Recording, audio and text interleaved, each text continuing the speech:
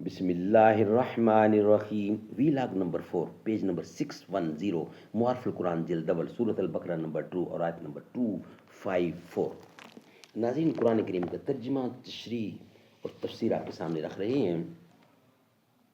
معارف القرآن جلد اول، سورۃ الفاتحہ سے لے کر سورۃ البقرہ، پارہ اول تا پارہ تیسرا، رکوع 8واں۔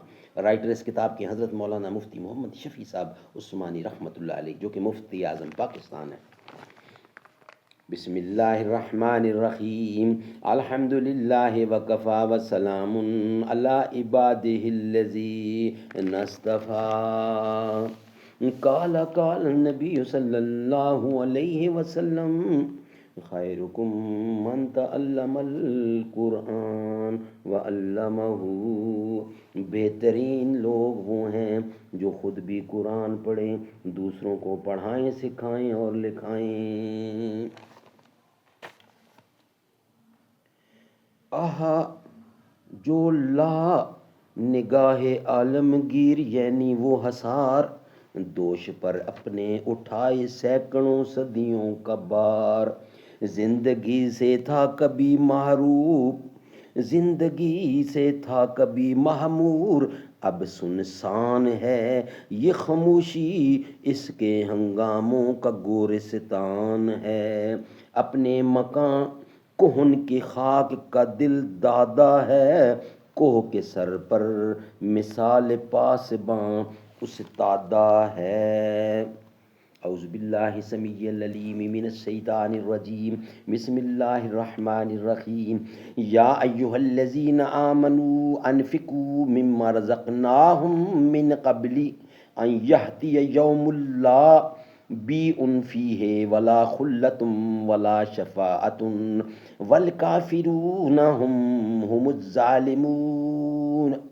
اے ایمان والو، خرچ کرو اس میں جو ہم نے تم کو روزی دی، اس میں سے جو ہم نے تم کو روزی دی، پہلے اس دن کے آنے سے کہ جس میں نہ خیر ہو، نہ خرید و فروخت ہے، نہ آشنائی، نہ سفارش، اور جو کافر ہیں وہی ہیں ظالم۔ خلاصہ تفسیر، انفاق فی سبیل اللہ میں تعجیل کرنا، یہ ہم آپ کے سامنے رکھیں گے۔ اے ایمان والو، خرچ کر لو ان چیزوں میں سے جو ہم نے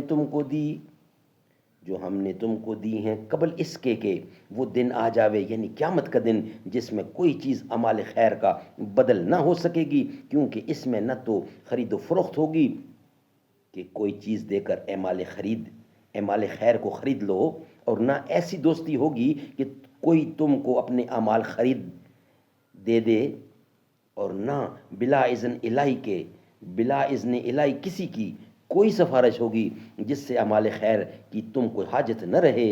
اور کافر ہی لوگ ظلم کرتے ہیں کہ اعمال اور مال کو بے موقع استعمال کرتے ہیں۔ اس طرح کے طاعات بدنیہ و مالیہ کو ترک اور معصیت مالیہ و بدنیہ کو اختیار کرتے ہیں، تم تو ایسے نہ ہو۔ سبحان اللہ، سبحان اللہ۔ ناظرین، یہ تھا ویلاگ نمبر 4۔ اب انشاءاللہ آپ کے سامنے رکھیں گے معارف و مسائل، مگر ویلاگ نمبر 5 میں۔ چوتھا ویلاگ بحمدللہ کمپلیٹ ہوا۔ متاع کل کیا قرباں، کہا صدیق اکبر نے۔ متاع کل کیا قرباں، کہا صدیق نے، پھر یہ میرے اس آشیانے کو نبی کا نام کافی ہے۔ بروز حشر بھی عاشق کے لب پہ یہ صدا ہوگی، میری بگڑی بنانے کو نبی کا نام کافی ہے۔ محمد مصطفیٰ کے نام نامی کی یہ برکت ہے، دل ویراں بسانے کو نبی کا نام کافی ہے۔